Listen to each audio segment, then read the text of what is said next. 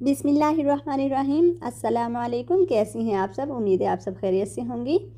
पिछले दिनों मैंने आपको स्लीव्स का ये डिज़ाइन बनाना सिखाया था। साथ ही मैंने आपको ये भी बताया था कि आप ये डिज़ाइन स्लीव्स के अलावा शर्ट के दामन पर भी बना सकती हैं।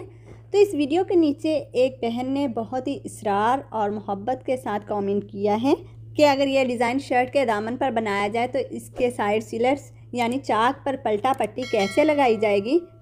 इसलिए इस वीडियो में मैं आपको इस दामन डिज़ाइन वाली शर्ट के चाक पर पलटा पट्टी लगाने के 2 तरीके बताऊंगी। पहला तरीका कॉमन है, ज़्यादातर लोग इसी तरीके से साइड सिलर्स पर पलटा पट्टी लगाते हैं। पहले तरीके से पलटा पट्टी लगाने के लिए आप सेम इसी तरीके से अपनी शर्ट के दामन पर ये डिज़ाइन बना लें और डिज़ाइन के नीचे लगे पेपर को रिमूव कर दें। इसके बाद आप जस्ट बॉर्डर पर इस तरीके से पलटा पट्टी लगाएं और ऐसे नीचे की तरफ फोल्ड करने के बाद तुरपाई कर दें, ऐसे। ठीक है, इस तरीके से नीचे से आपने तैयार कर लेना है। जबकि ऊपर वाले हिस्से पर हम सिंपल उसी तरीके से पलटा पट्टी रखकर सिलाई लगाएंगे जिस तरीके से चाक और दामन पर पलटा पट्टी लगाई जाती है। और इसके सिरे वाले और बकिया हिस्से को फोल्ड करने के बाद हम तुरपाई कर लेंगे। आम तौर पर तो इस दामन डिज़ाइन वाली शर्ट के चाक पर इसी तरीके से पलटा पट्टी लगाई जाती है, लेकिन इस तरीके से पलटा पट्टी लगाने से चाक के इस हिस्से पर एक कर्व सा बन जाता है।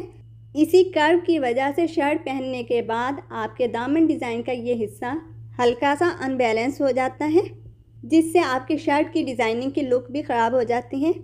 जबकि ये दामन डिज़ाइन बनाने का और पलटा पट्टी लगाने का मेरा अपना तरीका ये है कि इस डिज़ाइन के स्टार्ट और एंड में लगाने वाली स्ट्रिप को हम कर्व शेप नहीं देंगे, बल्कि डिज़ाइनिंग के स्टार्ट वाली और एंड वाली स्ट्रिप को इस तरीके से हम सीधा ही रखेंगे। यानी पहले हम ये सीधी स्ट्रिप पेपर पर रखकर सिलाई करेंगे, इसके बाद कर्व वाली स्ट्रिप्स को रखकर हम स्टिच करेंगे। इस स्ट्रिप की वजह से हमारा डिज़ाइन बिल्कुल भी अनबैलेंस नहीं होगा और इस हिस्से पर किसी भी किस्म के पलटे की भी ज़रूरत नहीं होगी। इसके बाद हम बॉर्डर वाले हिस्से पर पलटा रखने के बाद सिलाई लगा लेंगे, ऐसे। और इसी तरीके से ऊपर वाले हिस्से पर पलटा रखकर हम सिलाई लगा लेंगे। जी, तो इस तरीके से हमने पलटा पट्टी को चाक पर रखकर सिलाई लगा ली है। ये देखें। अब इस हिस्से को यहाँ से हमने नीचे की तरफ फोल्ड कर देना है और इस हिस्से को भी ऐसे फोल्ड करने के बाद ऐसे नीचे की तरफ फोल्ड कर देंगे और तुरपाई कर लेंगे। ये देखें, ऐसे। ठीक है, और इस हिस्से को भी ऐसे फोल्ड करेंगे, इसके बाद ऐसे फोल्ड करने के बाद तुरपाई कर लेंगे। जी, तो इस तरीके से हमने फोल्ड करने के बाद तुरपाई कर ली है। पलटे के सिरे वाले हिस्सों को हमने इस तरीके से फोल्ड करने के बाद तुरपाई किया है कि पलटे का फैब्रिक ऊपर की तरफ बिल्कुल भी नज़र ना आए, ताकि हमारा डिज़ाइन नीट और क्लीन नज़र आए। ये देखें, इस तरीके से।